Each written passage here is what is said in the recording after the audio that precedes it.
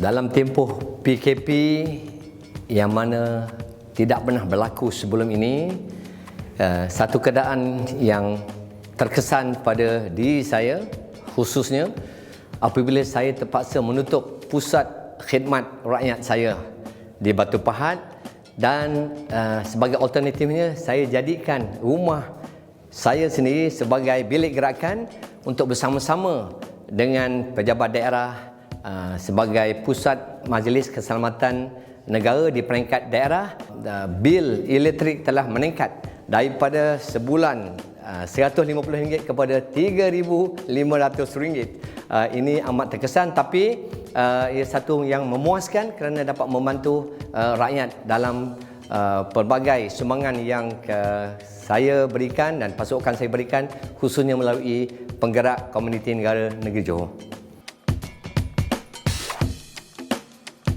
Pada saya untuk tahun ini yang amat menarik, yang terbest saya katakan ialah apabila ada satu nukilan daripada anak saya yang sulung, seorang lawyer yang mencatatkan bagaimana saya mendidik mereka bersama 5 beradik yang lain daripada kecil sehinggalah mereka berjaya dengan tip-tip yang setelah saya didik mereka untuk menjadi seorang profesional dan menjadi seorang ataupun anak yang membantu keluarga, masyarakat dan negara.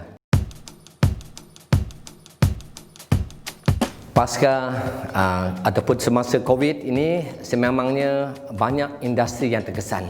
Ya, lockdown bermaksud bahawa mereka yang bekerja terpaksa berhenti kecuali industri-industri essential.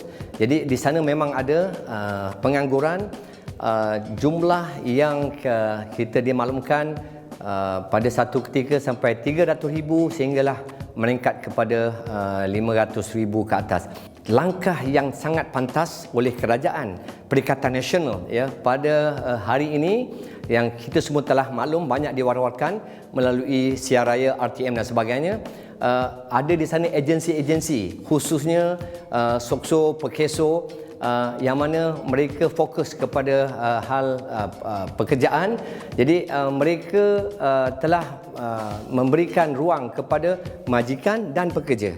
Kepada majikan kita memberikan insentif kepada majikan dan kepada pekerja juga mereka diberikan insentif sehingga RM4,000 kepada mereka dan kepada setiap pekerja diberi insentif sebanyak RM600 memastikan bahawa mereka mendapat walaupun one off tapi dapat membantu mengurangkan lagi beban mereka semasa MCO ini. Jadi saya harap pihak majikan dapat berurus dengan SOKSO dan juga Perkeso memastikan bahawa mereka dapat ditangani.